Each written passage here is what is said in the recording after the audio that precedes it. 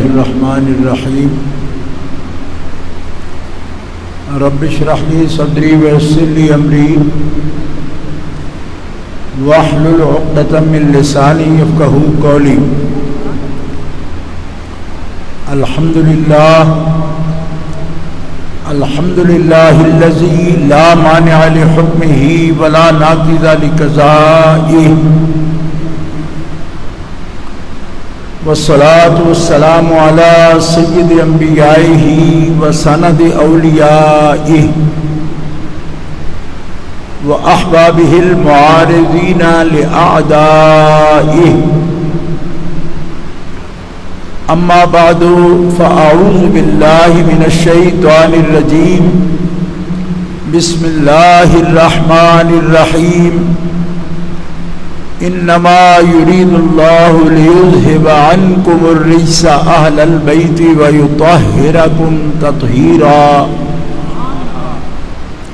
صدق الله العلي العظيم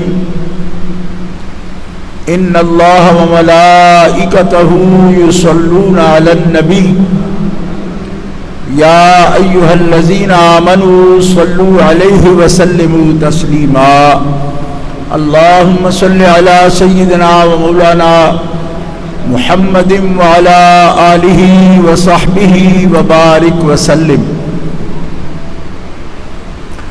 صلاة وسلاما عليك يا رسول الله صلاة وسلاما عليك يا حبيب الله مولاي صل وسلم دائما أبدا على حبيبك خير الخلق كلهم محمد سيد الكونين والثقلين والفريقين من عرب ومن عجم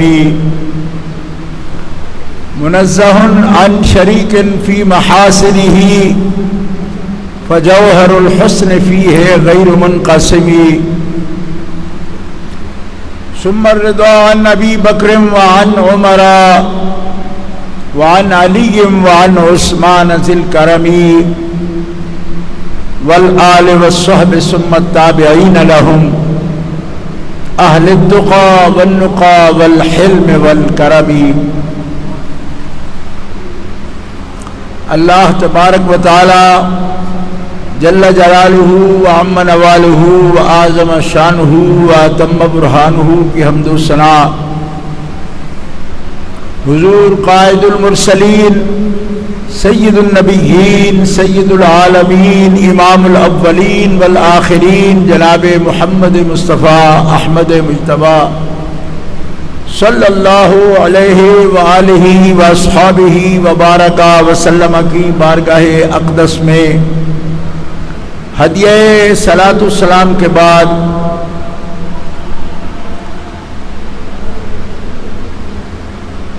آستانہ مقدسہ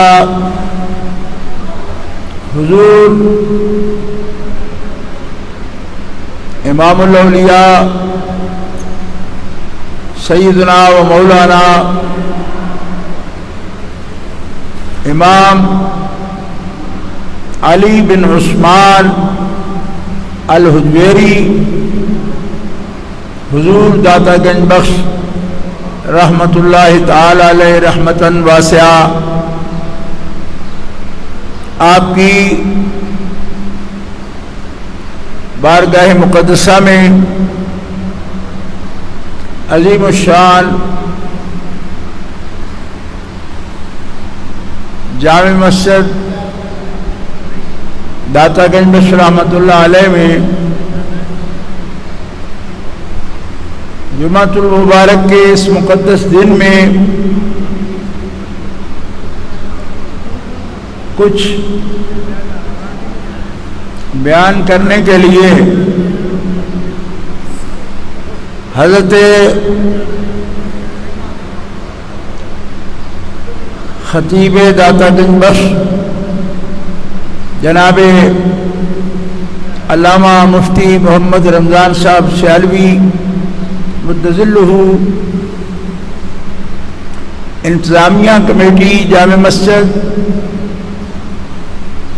اور یہاں کے انتظام و انصرام میں محکمے کے تمامی ذمہ داران جن کے اہتمام سے مجھے یہاں حاضری کی سعادت حاصل ہو رہی ہے، اس کے ساتھ ساتھ حضرت شیخ طریقت پیر سید منور حسین صاحب شاہ صاحب جماعتی جانشین امیر ملت اور جانشین حافظ الحدیث حضرت قبلہ پیر سید محمد محفوظ شاہ صاحب مشہدی، میری جماعت کے مرکزی امیر جناب الحافظ حضرت میاں عبد الخالق صاحب القادری، امیر مرکزی جماعت اہل سنت پاکستان، ان کے توسط سے ہم یہ حاضری پیش کر رہے ہیں۔ اللہ تعالیٰ جل شانہ وعز اسمہ میری اور آپ سب کی حاضری کو قبول فرمائے اور اس ملک عزیز کو ہر قسم کی وباؤں سے محفوظ فرمائے۔ گرامی قدر حاضرین، آج کا موضوع حضرت سیدہ طیبہ طاہرہ بنت رسول کریم بدعۃ الرسول حضرت سیدتنا فاطمۃ الزہراء سلام اللہ علی ابیہا وعلیہا، آپ کی ذات مقدسہ کا قرآن و سنت کی روشنی میں ذکر کرنا یہ مقصد ہے، اور ان کے ذکر پاک کے لیے کسی بھی قول کی ضرورت نہیں پڑتی، کیونکہ نصوص میں، قرآن و سنت کی نصوص میں ان کی عظمت اور شان، اللہ تعالیٰ کے ہاں ان کا مقام اور ان پر ذات مطلق کے انعام، اس سب کا ذکر قرآن پاک کی نصوص صریحہ میں موجود ہے، احادیث متواترہ و مشہورہ میں اس کا بیان موجود ہے۔ امت 1400 سال سے ہر قرن میں اس پر ایمان رکھتی ہے، اور خاص طور پر سواد اعظم اس امت کی سب سے بڑے اہل حق کے جماعت اہل السنہ والجماعہ، ان کے اکابر ان تمام علو شان، علو مرتبت کو دل و جان سے تسلیم کرتے ہیں، اس پر اجماع امت بھی ہے۔ اور آپ کی شان پاک میں اگر ایک آیت کریمہ کا بھی مفہوم مختصر بھی بیان کیا جائے، ایک آیت کریمہ سے بھی جو کچھ مسائل فضائل معلوم ہوتے ہیں، مختصر وقت میں بیان نہیں کیے جا سکتے، اس لیے ان میں سے چند باتیں آپ کے سامنے ذکر ہوں گی۔ خاص طور پر اس آیت کریمہ کا ترجمہ ضرور ذہن نشین فرمائیے، جو آیت میں نے بطور عنوان آپ کے سامنے تلاوت کی ہے۔ اللہ تعالیٰ جل شانہ وعز اسمہ کا فرمان ہے، انما یرید اللہ لِيُذْهِبَ عَنْكُمُ الرِّجْسَ أَهْلَ الْبَيْتِ وَيُطَهِّرَكُمْ تَطْهِيرًا۔ سورہ احزاب سے یہ آیت کریمہ کا کچھ حصہ تلاوت کیا گیا ہے۔ اللہ تعالیٰ جل شانہ کا فرمان ہے، اے اہل بیت رسول، اللہ تعالیٰ چاہتا ہے، اللہ تعالیٰ چاہتا ہے کہ آپ سے، اہل بیت نبوت سے ہر طرح کی وہ بات یا شے کہ جس سے اہل بیت اطہار پر الزام آئے، ہر اس شے کو جس شے سے اہل بیت پر الزام آئے، ایسی چیز اور ایسے قول، ایسے فعل کو اللہ تعالیٰ آپ سے دور کر دے۔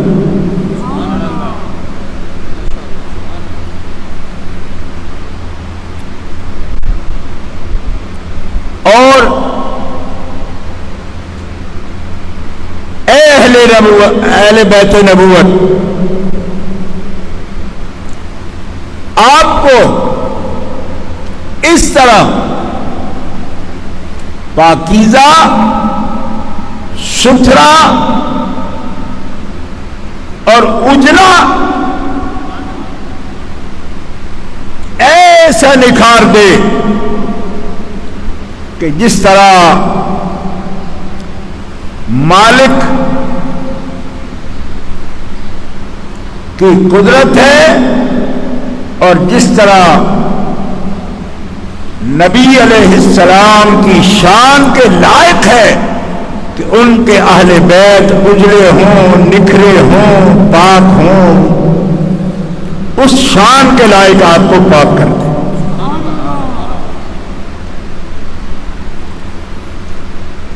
اہل بیت نبوت الزام سے پاک، کوئی بات بھی خفیف ان کی طرف منسوب نہیں ہو سکتی، وہ عظیم ہیں، اور جو عظیم ہے خفیف بات اور استخفاف کی بات اس کی نسبت نہیں ہو سکتی۔ اہل بیت اطہار دوہری شان والے ہیں، اہل بیت بھی ہیں اور حضور کے صحابہ بھی ہیں۔ اس آیت میں جو اہل بیت مخاطب ہیں وہ سب حضور کے صحابہ بھی ہیں، اور وہ اولین مصداق اس آیت کریمہ کا خاندان نبوت ہے، یہ مستقل اعزاز ہے ان کا، اور شرف صحابیت بھی رکھتے ہیں، یہ بھی مستقل اعزاز ہے ان کا۔ اب قرآن مقدس کی روشنی میں یہ بات ذہن نشین ہو کہ ان سے شیطان، نفس اور شیطان اس کے شر سے یہ پاک ہیں، کفر سے پاک ہیں، شرک سے پاک ہیں، معصیت سے پاک ہیں، اور حفاظت الہی ان کو انعام کر دی گئی۔ اللہ رب العزت جل وعلا نے ان کو خطاؤں سے محفوظ فرما دی۔ اللہ جل شانہ وعز اسمہ نے بلند رتبہ عطا فرمایا اور یاد رکھیے قرآن مقدس میں سورہ حجرات میں اللہ تعالیٰ کا فرمان ہے وَقَرَّهَا إِلَيْكُمُ الْكُفْرَ وَالْفُسُوقَ وَالْعِصْيَانَ أُولَئِكَ هُمُ الرَّاشِدُونَ فَضْلًا مِّنَ اللَّهِ وَنِعْمَةً۔ حبیب علیہ السلام کی جماعت اللہ نے ان کے لیے ایمان پسند کر لیا، کفر کو ناپسند کیا، یعنی کفر سے ان کو پاک کیا، فسوق سے پاک کیا۔ کن کو؟ نبی علیہ السلام کی جماعت کو فسوق سے۔ یہ غور فرمائیے اس بات پر، کفر کو بھی ناپسند کیا، گناہ کو بھی ناپسند کیا، اور عصیان کو بھی ناپسند کیا، پوری جماعت سے۔ اور اولئک هم الراشدون، یہی جماعت ہدایت والی جماعت ہے، رشد والی جماعت ہے، اور یہ اللہ کا فضل ہے اور اس کی نعمت ہے، انعام ہے اس جماعت پر۔ دونوں آیت کریمہ یہ بتا رہی ہیں کہ ان کو یہ آیت کریمہ سورہ حجرات کی جو آیت کریمہ میں نے پڑھی ہے اس آیت کا بھی مصداق ہے، اور سورہ احزاب کی جو آیت کریمہ پڑھی ہے اس کا بھی یہ مصداق ہے، اور مصداق بھی مصداق اولین ہے۔ پہلا مصداق ہے،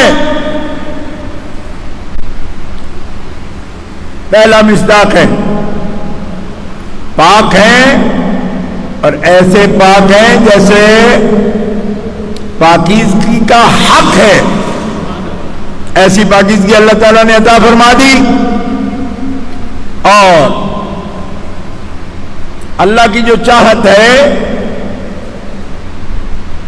جس کا ترجمہ میں کر رہا ہوں اللہ چاہتا ہے، کس لفظ کا ترجمہ ہے؟ چاہت۔ چاہت یرید اللہ کا ترجمہ کیا ہے میں نے، یرید اللہ۔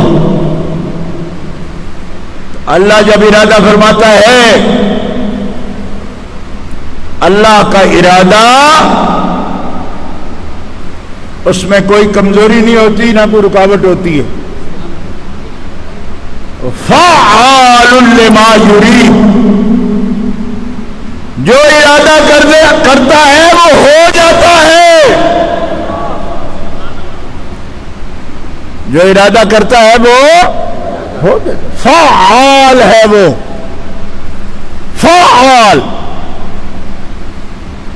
جو ارادہ کیا تو ارادہ کیا نا، اب ارادہ پورا ہونے میں کوئی کمی ہے؟ نہیں۔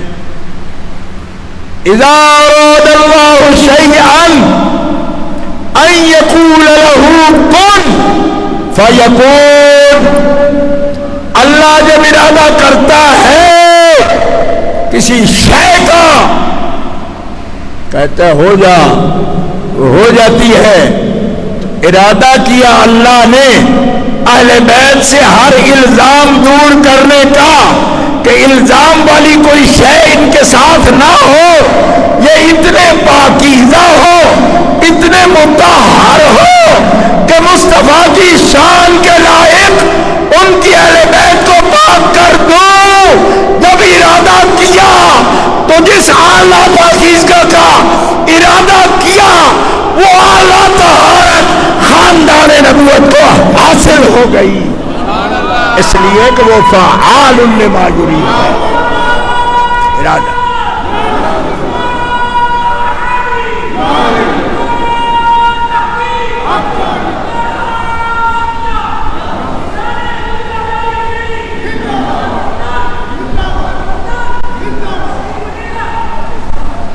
لہذا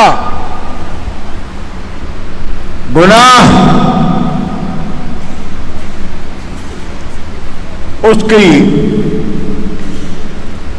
نسبت کرنا یا خطا کی نسبت کرنا، خطائے مطلق کی نسبت کرنا، یہ صریح گستاخی ہے، ان کی شان اس سے وراء الورا ہے، بلند ہے۔ خطائے مطلق، پھر امکان کے لفظ کی آڑ میں یوں ہی خطا اجتہادی کی نسبت کرنا، امکان کی آڑ میں خطا اجتہادی کی نسبت کرنا، جبکہ نہ اجتہاد ہو نہ خطا ہو، نہ اجتہاد ہے وہاں نہ خطا ہے، یہ پلے درجے کی کم ظرفی بھی ہے، کم علمی بھی ہے، بددیانتی بھی ہے۔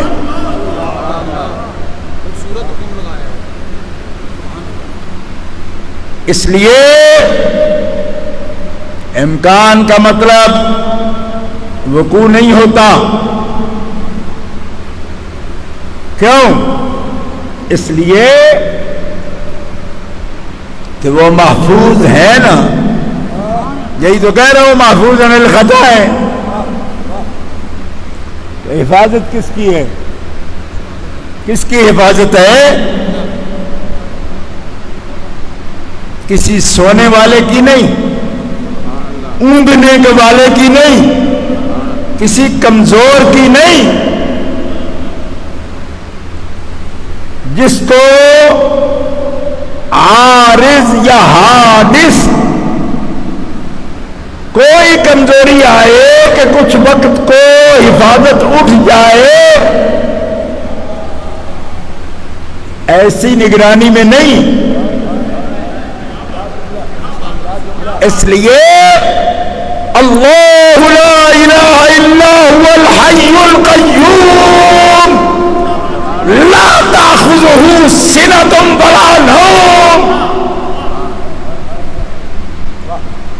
اس کو کیسی کمزوری جب یہ ذوات مقدسہ خاندان نبوت اس کی حفاظت میں ہے، ایسی مضبوط حفاظت میں نہ نفس نہ شیطان اور نہ کوئی ایسا عامل کہ جس کی وجہ سے وہ خطا کے مرتکب ہوں۔ ہاں، کچھ بچے یہ پوچھتے رہے، علماء سے پوچھا، میں نے سنا کہ جو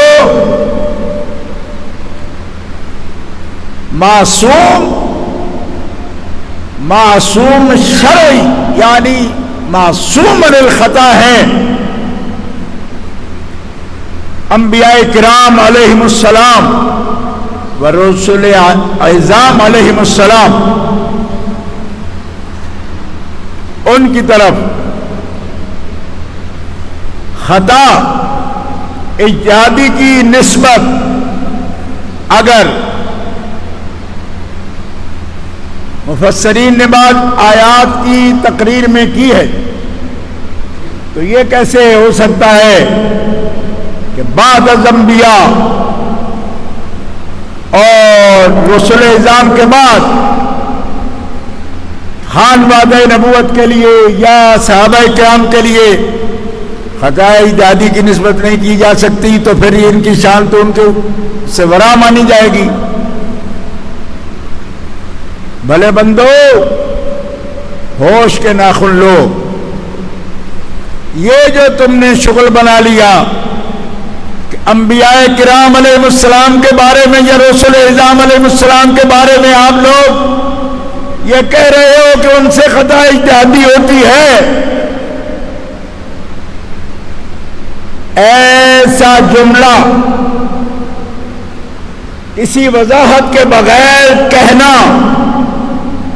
یہ کلمہ کفریہ ہے۔ میں امام الاولیاء سید الاولیاء ہمارے مرشد کامل حضرت داتا گنج بخش علی حجویری کی خدمت میں بیٹھا ہوا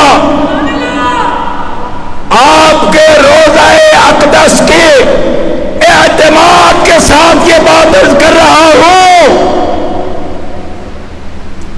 مطلب یہ بات کہنا انبیاء سے خطا اجتہادی ہوتی ہے تو پھر اوروں کی طرف منسوخ کرنا کیسے غلط ہے؟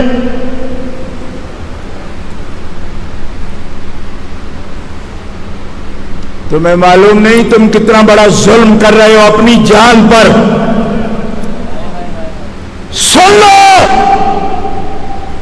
اگر انبیاء کرام علیہ السلام سے خطا اجتہادی ہوتی ہے، یہ جملہ مطلق بولو بغیر اس قید کے جو ابھی عرض کرتا ہوں،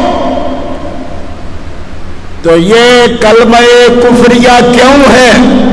اس لیے کہ انبیاء کرام علیہ السلام سے امور شریعت میں، احکام شریعت میں، تبلیغ دین میں خطا واقع ہونا محال ہے، محال، ممکن ہی نہیں۔ اگر نبی سے خطا واقع ہو تو شریعت سے امان اٹھ جاتی ہے، وہی ظنی ہو جائے گی، شریعت میں شک آ جائے گا، احکام شریعت میں شک آ جائے گا۔ لہذا سب سے پہلے یہ مسئلہ بیان کرو کہ انبیاء کرام رسول اعظام واجب العصمت ہے، اور تقاضا اس کا یہ ہے کہ انبیاء کرام امور شریعت میں، تبلیغ دین میں، احکام شریعت میں خطا ممکن ہی نہیں بلکہ محال ہے، ہو سکتی نہیں۔ اگر ہو سکتی ہو تو نہ قرآن رہے گا، نہ حدیث رہے گی، نہ شریعت رہے گی، نہ شریعت کی امان رہے گی۔ او پگلو، حیا کرو، نبی ایک لفظ بھی بغیر خدا کے کہے کہ نہیں کہتا۔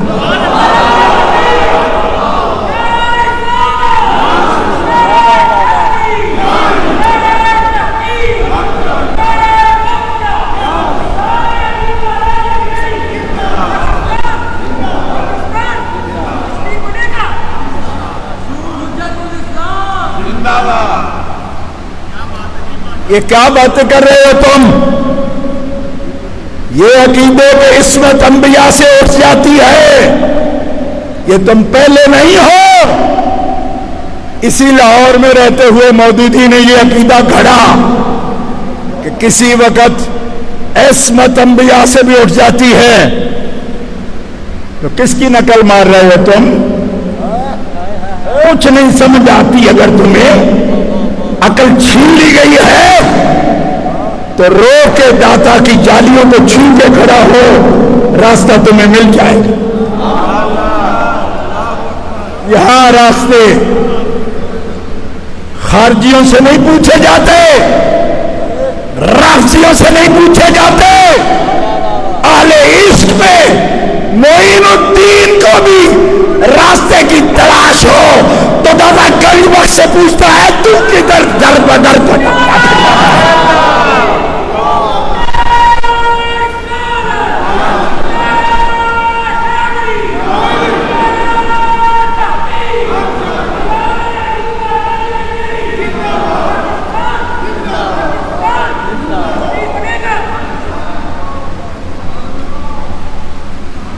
بار بار पिछले 100 बरस से अकाबिर अहले सुन्नत ये बताते आ रहे हैं अदब कैसे करना है, एहतराम कैसे करना है। तालीम के वक्त अंबिया की तालीमी जिंदगी में, ये नोट करोगे लफ्ज़ जो बोल रहा हूं, अंबिया अलैहिस्सलाम की तालीमी जिंदगी में, कौन सी तालीमी जिंदगी? जिस वक्त वो अपने रब से सीखते हैं। अंबिया की जिंदगी के 2 हिस्से हैं। एक हिस्सा अंबिया का तालीमी जिंदगी कहलाता है, जब वो अपने रब से सीखते हैं। एक हिस्सा तबलीगी जिंदगी का, जब उनको सिखाने का हुक्म हो जाता है। अंबिया के सीखने के अमल में सिखाने वाला उनका मालिक, दुनिया का उस्ताद कोई नहीं। वो चाहे तो उनके लिए आसा बोले, चाहे तो गवा बोले, चाहे तो अज़ल्ला बोले। उम्मतें तर्जमा करते वक्त इमाम अहले सुन्नत शाह अहमद रज़ा खान ने हमें क्या सिखाया? उनकी तालीमी जिंदगी में उनका मालिक सिखाते हुए जो भी बोले, तुम तर्जमा करोगे तो अदब का करोगे। ए उलमाए अहले सुन्नत, गौर करो, 100 साल में हमारे अकाबिर ने जो सिखाया, चंद दिनों में वो सारे अदब की दौलत तुमने लुटा दी। आज तुम्हारा मौजू ये हो गया है कि खता के 12 माने हैं, सिर्फ 2 का इतलाक नहीं हो सकता, 9 का हो सकता है। तो क्या सिखा रहे हो कौम को कि किस तरह उनकी बारगाह में जुर्रत की जा सकती है, किस तरह उनकी बारगाह में जुर्रत की जा सकती है। तुम अदब सिखा रहे हो या बेअदबी सिखा रहे हो? और अहले सुन्नत व जमात हनफी मातुरीदी फिर कहता हो अहले इश्क मोहब्बत, अहले सुन्नत अहले अदब है। वो अदब में कोशिश करते हैं, बेअदबी की जरूरत ही कभी नहीं करते। अब भी मौका है, पलटो, अब भी मौका है। बाजा बाजा, हर आंच हस्ती बाजा, घर काफिरो गबरो, बुत परस्ती बाजा। ए दरगाह मास, आ दरगाह मास, दरगाह नौमीदी नेज, 7 बार अगर तौबा शिकस्ती बाजा बाजा बाजा बाजा बाजा, हर आंच हस्ती बाजा।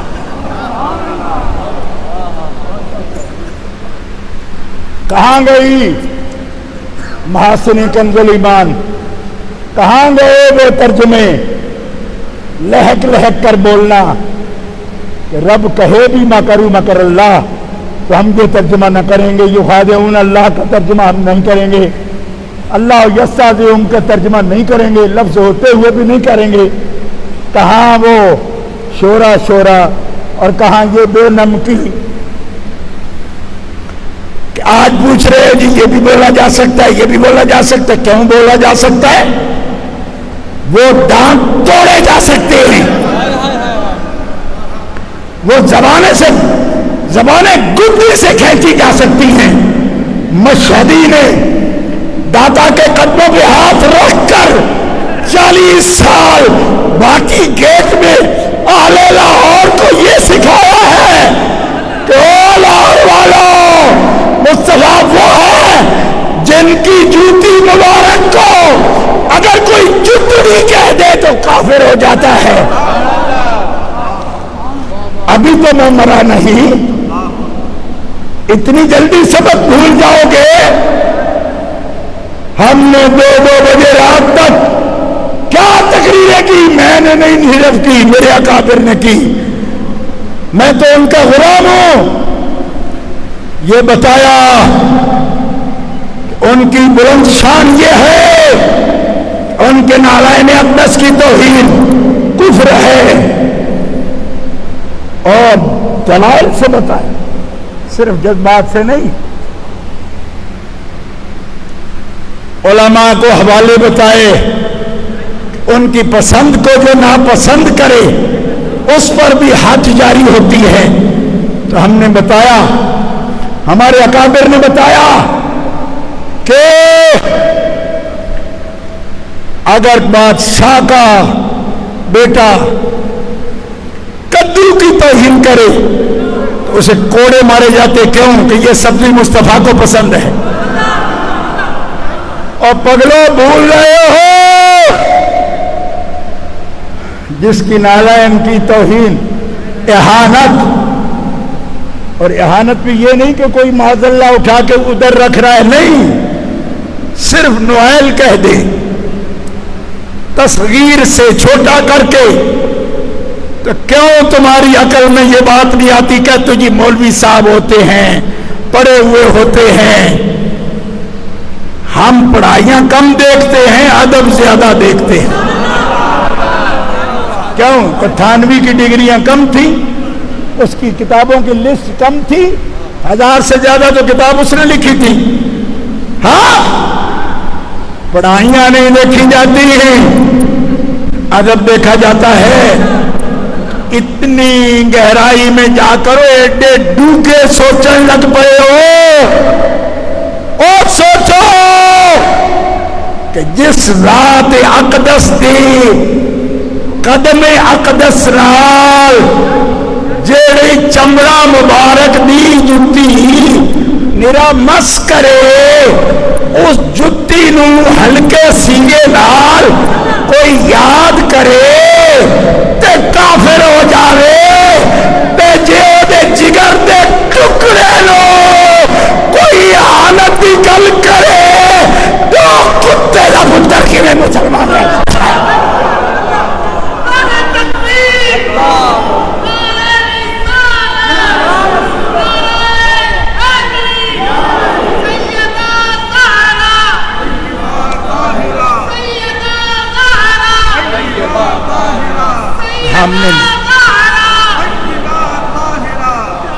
عجیب بات ہے، جب سمجھنا چاہو تو سمجھ آئے، جوتی مبارک کی بھی سمجھ آ جائے، نہ سمجھنا چاہو تو جگر کے ٹکڑے تو نہ سمجھو۔ یہ عام ایشو نہیں ہے کہ سوشل میڈیا پر بیٹھ جاؤ اور جو منہ میں آئے کہہ دو۔ مجھے اللہ کی بڑائی کی قسم ہے، لاہور میں ایسی بات ہوتی ہے، داتا صاحب کی روح کو چین نہیں ہوتا۔ کس بھول میں ہو تم لوگ؟ لاہور کے اونچے برج جو ہے نا، وہ مینار پاکستان اور بڑے بڑے ٹاور سے نہیں ہے، ایک اونچا برج روزہ داتا گنج بختہ، دوجا اچا برج میاں میر دا، تیجا شاہ جمال دا، تے چوتھا مادو نال دا۔ اینا برجاں نوں اسی کہنے ہاں اچے برج لاہور دے۔ یہ برج اچے نہیں ہیں جن کو تم باہر دیکھتے ہو، یہ برج ہیں، یہ کیل ہیں، یہ وطد ہیں، یہ اوتاد ہیں۔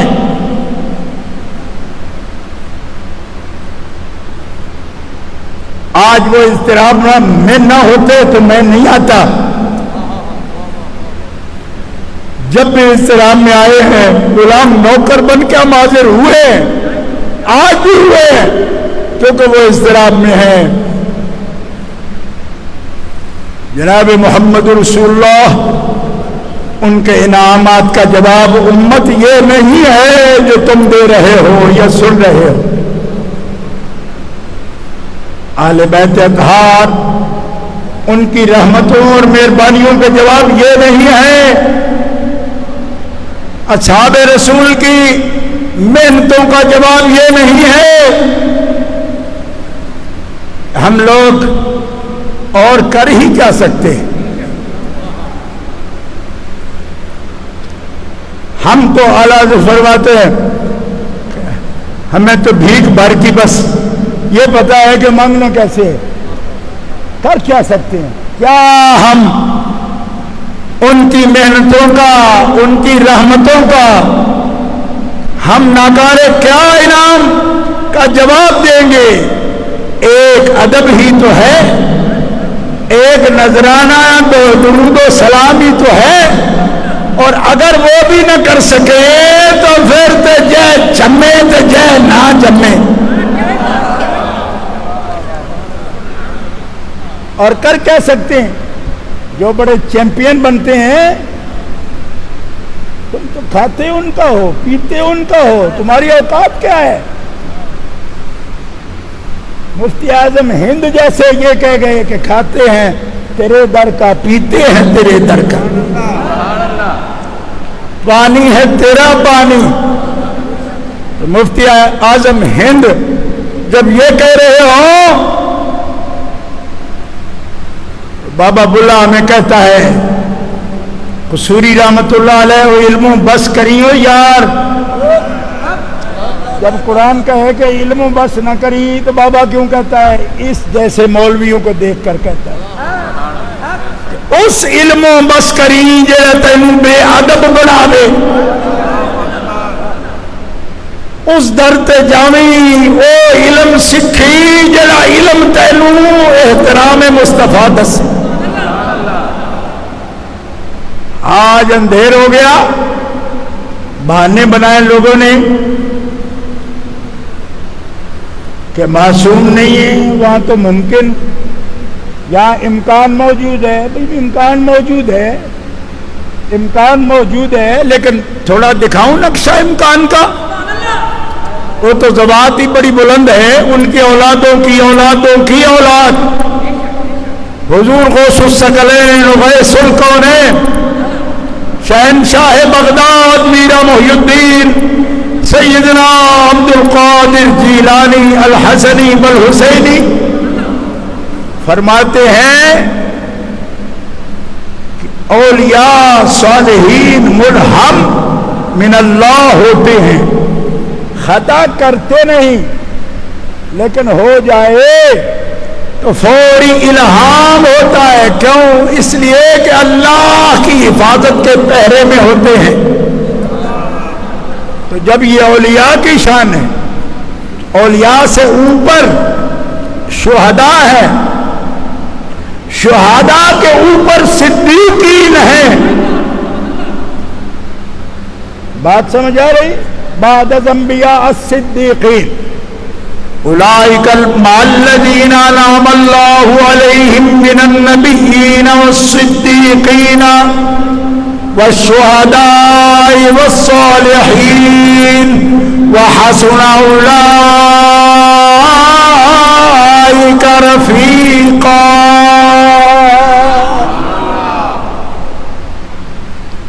اور حضرت داتا گنج بخش علی حجویری فرماتے ہیں، اٹھاؤ گجب المعجوب شریف، صدیقین صدیقین اور نجبا نقبا، یہ حدیث کے میں درجات بتا رہا ہوں، ابدال اوتاد اقطاب اور قطب الاقطاب۔ اللہ کے ولی کے درگاہ پہ آپ بارگاہ میں اور مسجد شریف میں آپ موجود ہیں، ذرا غور کرنا۔ جب قطب الاقطاب یہ کہتا ہے، قطب الاقطاب ہے نا حضرت غوث پاک، فرد الافراد ہیں، قطب الاقطاب ہیں، غوث اعظم ہیں، فرمائے حفاظت الہی میں ولی ہوتا ہے، نفس اور شیطان کے شر سے اللہ اسے بچاتا ہے، اور توبہ کا الہام ہوتا ہے، الہام بھائی نہیں ہوتی، الہام، اس طرح حفاظت ہے۔ پوچھا سیدہ بات، فرمایا 12 قطب الاقطاب ہیں جو خاتون جنت کے خاندان سے ہیں۔ 12، ایک ان کا شوہر ہے، دو ان کے بیٹے ہیں اور بیٹوں کے بیٹے ہیں. ان میں دادا گنج بخش علی حجویری بھی قطب الاقطاب ہیں اور ننہال ددیال سے سیدہ خاتون جنت کے بیٹے ہیں. قطب الاقطاب ہیں. جو حوالہ دیکھنا چاہے خاتمۃ المحدثین حضرت شاہ عبد العزیز محدث دہلوی کی کتاب تحفہ اثنا عشریہ اٹھا کے دیکھو. حوالہ عرض کر رہا ہوں آپ کے سامنے. تو جس کے گھرانے کے بچے مائی پاک وہ بلند ہستی خاندان کے بچے قطب الاقطاب ہیں. قطب الاقطاب اپنے زمانے میں ایک ہی ہوتا ہے. قطب 7 ہوتے ہیں, قطب الاقطاب ایک ہی ہوتا ہے. اور ان کے خاندان کے بچوں میں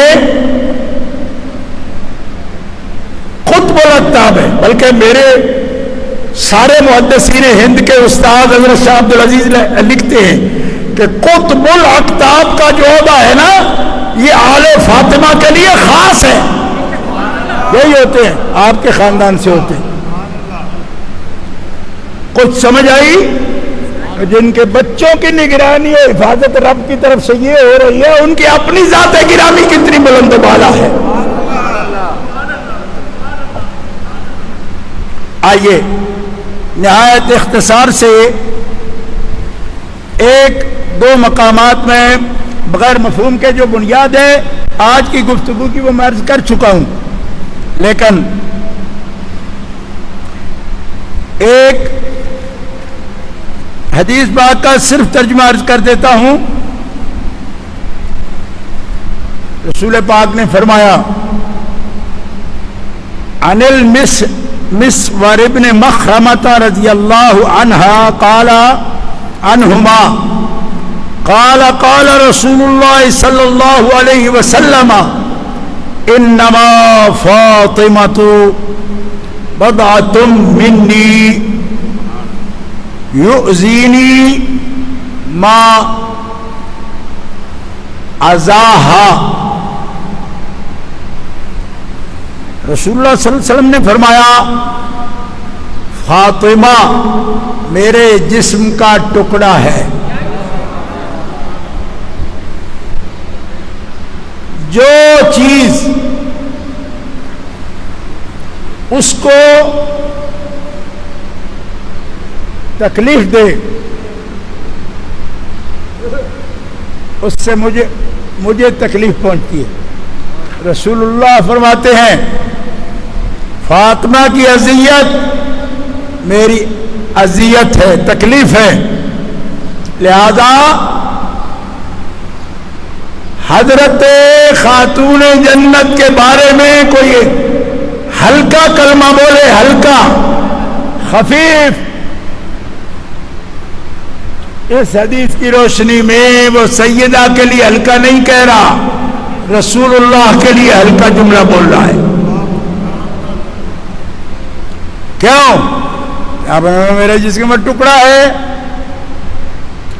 اور رسول اللہ صلی اللہ علیہ وسلم کے جسم کا ٹکڑے کی تشریح امام محمد رضا خطبات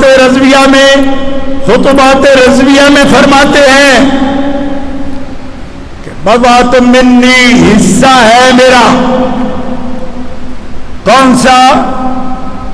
فاضل بریلوی محدثین کا معنی بیان کر رہے ہیں. کیا آپ فرماتے ہیں وَعَلَوْ فِي الْذَاتِ كَبِدِ خَيْرِ الْأَنْبِيَاءِ, پیارے مصطفیٰ کے جگر کا ٹکڑا سیدہ فاطمہ الزہرا,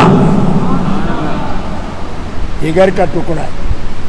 اچھا, حضرت قاضی عیاض فرماتے ہیں حضور نبی علیہ السلام اپنی قبر انور میں جہاں آرام فرما ہے آپ کے جسم اقدس اور آپ کے لباس مبارک کے ساتھ جو مٹی قبر انور کی مس کرتی ہے, چھوتی ہے, اس کا مقام عرش اعظم سے بھی بلند ہے. کیوں؟ کہ وہ جسم اقدس جس کے ساتھ وہ مٹی مس کرتی ہے مبارک مٹی، وہ جسم عرش سے افضل ہے، اس لیے وہ مٹی بھی اس افضل اور اعظم کے قرب کی وجہ سے عرش اعظم سے بلند ہے۔ کیوں کہ خدا کی مخلوق میں سب سے اعلیٰ جسم اقدس وہ حضور کا جسم اقدس ہے، اور پھر وہ اعلیٰ چیز ہے جو اس جسم کے قریب ترین ہے۔ اب تقریر نہیں ہے، بس آخری جملہ ہے، سن لو۔ حضرت قاضی عیاض فرماتے ہیں، یحسبی الاندلسی فرماتے ہیں وہ مٹی تو صرف بدن کو مبارک کو چھوتی ہے، عرش اعظم سے بلند ہے، اور اس ہستی جس کو آپ نے اپنے جگر فرمایا، جب مٹی لرا چھو کر بدن کو عرش سے بلند ہو گئی، وہ جسم کا ٹکڑا ہے، جگر ہے، دل ہے مصطفیٰ کا، اس کا مقام عرش اعظم سے کیوں نیچے رہے؟ عرش اعظم سے بلند ہے فاطمۃ الزہرا کا مقام، وہ قلب رسول ہے، وہ جگر ہے رسول اللہ کا، فلذت قبض خیر الانبیاء ہے۔ ابھی بھی سمجھ نہیں آئی کہ فاضل بریلوی یہ کیوں کہتے ہیں؟ تیری نسل پاک میں ہے بچہ بچہ نور کا، تو ہے انے نور، تیرا سب گھرانہ نور کا۔ یوں ہی نہیں کہا جاتا، فاضل بریلوی شعر تھوڑا کہہ رہے۔ پھر یہ فرما دیا کہ جس کے ساتھ علی و فاطمہ سے میری نسبت یہ ہے، علی و منی وانا منہ، حسین و منی وانا من حسین، صرف فاطمہ ہی بدا نہیں ہے، اولاد میری اور بھی ہے، وہ بھی میری بدعات ہیں، لیکن یاد رکھنا فاطمہ صرف تو رہ جائے گی، صرف تو رہ جائے گی، نوٹ کرو اس بات کو۔ لوگ کہتے ہیں کہ پھر ان کا ذکر کیے بغیر ان کا کرو۔ ایک وقت ایسا آ گیا کہ نہ بیٹیاں رہی دنیا میں، نہ بیٹے تھے، صرف فاطمہ تھی۔ اب آپ کو سمجھ آیا کہ ساری توجہ کا ارتکاز آپ پر کس لیے ہے؟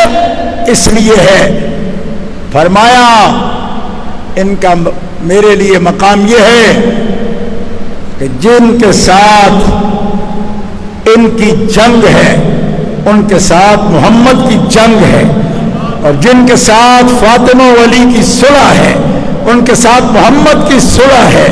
اور دعا دیتے ہوئے حضور نے فرمایا اللہم وال من والاہ وعاد من عاداہ۔ احادیث صحیحہ اٹھا کے دیکھو، مالک جو علی اور فاطمہ سے محبت کرے تو اسے محبوب بنا لے، اور جو ان سے عداوت کرے تو اس سے دشمنی کر۔ فاطمہ علی سے لا تعلق رہ نہیں جا سکتا کوئی مومن، کیوں؟ جو علی سے دور ہو وہ رسول سے دور ہے، جو فاطمہ سے دور ہو گیا وہ نبی سے دور ہو گیا، اور جو فاطمہ کے قبول ہو گیا، یہ جامع ترمذی کی حدیث پیش کر رہا ہوں، فرمایا علی اور فاطمہ اور حسن حسین سے محبت کرنے والا کان معی فی درجتی فی الجنہ، محمد رسول اللہ کے ساتھ جنت میں محمد رسول اللہ کے درجے میں میرے علی اور فاطمہ حسن اور حسین سے محبت کرنے والے کو محمد رسول اللہ اپنے درجے میں جنت اپنے ساتھ لے کر جائیں گے۔ دوستو وقت ختم ہوا، میں نے عرض کیا تھا کہ ابھی تو میں تمہید میں ہوں، انشاءاللہ بیان ہوتا رہے گا، لیکن آج کا بیان ان کے لیے دعوت فکر تھا کہ صاحبو یہ کھیل تماشے کی جا نہیں، یہ تقریریں سیکھنے کی جا نہیں، ان کو مشق سخن یا مشق ستم بنانا، یہ مناظرے یا مجادلے یا مقابرے یا مباحثے سیکھنے کی یہ مقام نہیں ہے، یہ ادب کا مقام۔ ادب گوہر زیر آسماں عرش نازک تر، نفس گم کردہ می آیت جنید و بایزیدی جا، یہ ادب کا مقام ہے۔ ادب سے آ، ادب سے آ، ادب سے آ، بازا بازا بازا بازا، ہر آنچ ہستی بازا، اس لیے کہ درگاہ بڑی ہے، وہ معاف کرنے والے ہیں کر دیں گے، اس سے زیادہ بغاوت اچھی نہیں ہے۔ اللہ تعالی ہم سب کو ادب کی توفیق عطا فرمائے۔ وآخر دعوانا الحمدللہ رب العالمین۔ حضرات گرامی، میں اپنے تشریف لانے والے تمام معزز مہمانوں کا شکریہ ادا کرتے ہوئے اس علمی پرمغز خطاب اور دعوت فکر پر ہدیہ تبریک اور شکریہ ادا کرتا ہوں، اور امید کرتا ہوں کہ حضور فیض عالم کی بارگاہ سے جانے والا یہ پیغام آل رسول کے لیے ادب کا پیغام دیتے ہوئے محبتوں کے دروازوں کو گشادہ فرمائے گا۔ وآخر دعوانا الحمدللہ رب العالمین۔ سنتیں ادا فرمائے۔